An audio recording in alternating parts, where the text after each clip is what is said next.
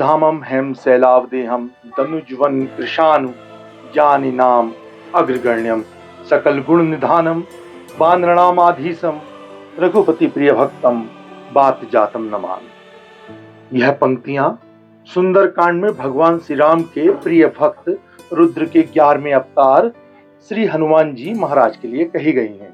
वे शक्ति, युक्ति, मुक्ति, अर्पण, समर्पण, एक निष्ठा के प्रतीक ही नहीं पर्याय भी हैं। जय श्री राम। नमस्कार, मेरा नाम है डॉक्टर प्रशांत भारद्वाज और आप देखना प्रारंभ कर चुके हैं अपना PYM story YouTube channel. Shri Ramcharitmanas में 7 कांड हैं, जिसके 6 कांडों में परमात्मा श्री राम के चरित्र चिंतन का उल्लेख किया गया है, लेकिन एक कांड जिसे हम सभी सुंदरकांड कहते हैं, उसमें भगवान नहीं अपितु भक्तराज परम पूज्य श्री हनुमान जी के कृतित्व का वर्णन किया गया है।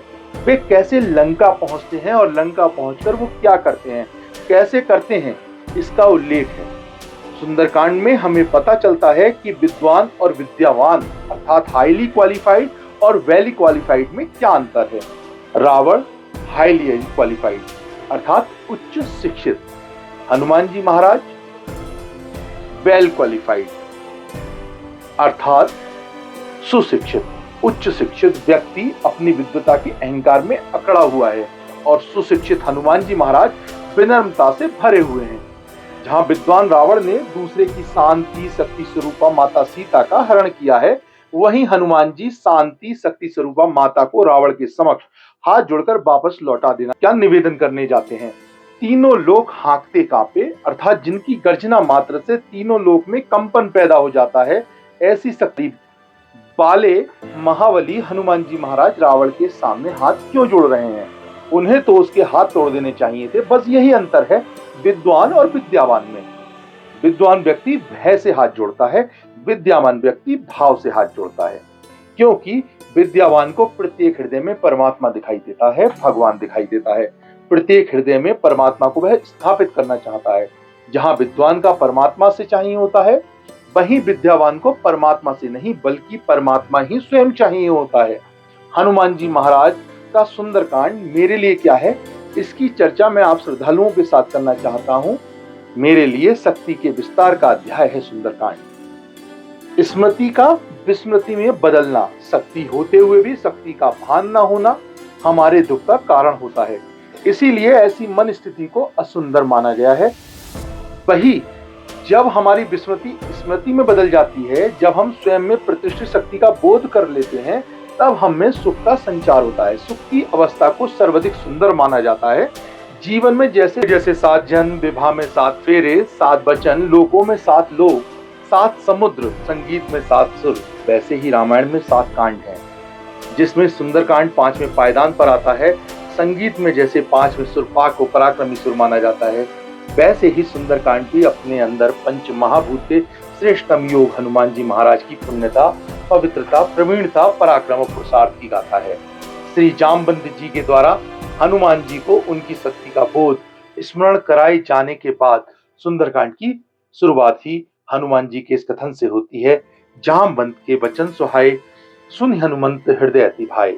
और वे अपनी भूली हुई शक्तियों को याद करके खड़े हो जाते हैं सामने फैले हुए 100 योजन लंबे समुद्र को पार करने के लिए। युग सहस्त्र योजन पर भानु लील्योता ही मधुर फल जान। बाले हनुमान जी के लिए स्वयं की शक्ति का बोध होने के बाद इस समुद्र को पार करना सामान्य सी बात थी। पुण्यता, पवित्रता, पराक्रम, पुरुषार्थ को प्रलोभन की कसौटी पर ही परखा जाता है। सो बीच मार्ग में ही रसों का श्रेष्ठतम स्वरूप सुरस अर्थात सुरसा से उनका सामना हो जाता है। रस की प्रकृति होती है कि वह पुरुषार्थ को उद्रस्त करना चाहता है, किंतु महाबली हनुमान जी जो पुरुषार्थ और पराक्रम के प्रतिमान नहीं, स्वयं पराक्रम और पुरुषार्थ ही हैं, को उद्रस्त करना सुरसा के बस की बात नहीं थी। प्रलोभन रूपी सुरसा जैसे जैसे अपने रूप का विस्तार करती है, उसके दुगने अनुपात में रुद्र के 11वें अवतार श्री हनुमान लाल जी भी अपने रूप को विस्तारित करते जाते हैं। सफल होने के लिए सिर्फ बड़ा होना ही कला नहीं आनी चाहिए, बल्कि छोटा होने का हुनर भी आना चाहिए। और सिर्फ तो स्वयं सफलता है, सो वे इसमें दक्ष थे। साथ ही वे प्रलोभन की प्रकृति से भी भलीभांति परिचित थे। प्रलोभन या सुरस सदैव विशाल विराट शक्तिशाली की ओर ही आकर्षित होता है। क्षुद्र, सूक्ष्म या लघु में उसकी रुचि नहीं होती। प्रलोभन बढ़ तो सकता है, किंतु बढ़ जाने के बाद वह कम या छोटा होना नहीं जानता।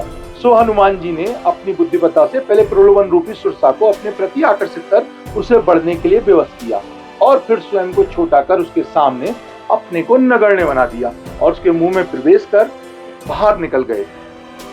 जस जस सुरसा बदन बढ़ावा, तासि दून कपि रूप दिखावा। सत जो जनते ही आनन कीना, अति लघु रूप पवन सुत लीना। सुरसा विस्मित चकित होकर रसराज रामदूत श्री हनुमान जी महाराज के कौशल को प्रणम्य भाव से देखती रही। किसी को नष्ट करना हो तो उसे नहीं, उसकी इमेज को नष्ट कर दें। व्यक्ति अपने आप समाप्त हो जाता है। वह आज का नहीं, अत्यधिक पौराणिक नुस्खा है। इसका प्रमाण सुंदरकांड में भी मिलता है। समुद्र लांघते हुए महावीर श्री हनुमत लाल जी का सामना एक ऐसे ही राक्षस से होता है जो आकाश में उड़ते हुए किसी पक्षी की समुद्र जल में उभरी हुई परछाई इमेज को पकड़ लेता था, जिससे वह पक्षी आकाश अवश होकर आकाश में ही जड़ हो जाता और समुद्र जल में गिर जाता। तब राक्षस बहुत सरलता से उसे अपना शिकार बना लेता था। सो यही पैतरा उसने बजरंग लाल जी महाराज के साथ भी आजमाया। कहीं छा सख सोना उड़ाई, एही विधि सदा गगन चरखाई।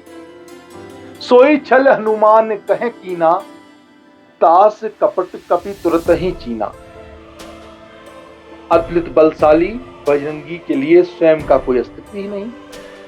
वे तो प्रभु श्री राम की परछाई थे, तो अब वे अपने प्रभु की इमेज पर चोट कैसे बर्दाश्त करते।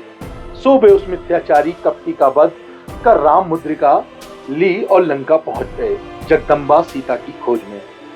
मेरे लिए सुंदरकांड भक्ति के लिए नहीं, शक्ति के विस्तार का अध्याय है। इसके शक्ति प्रदर्शन में युक्ति का समावेश है।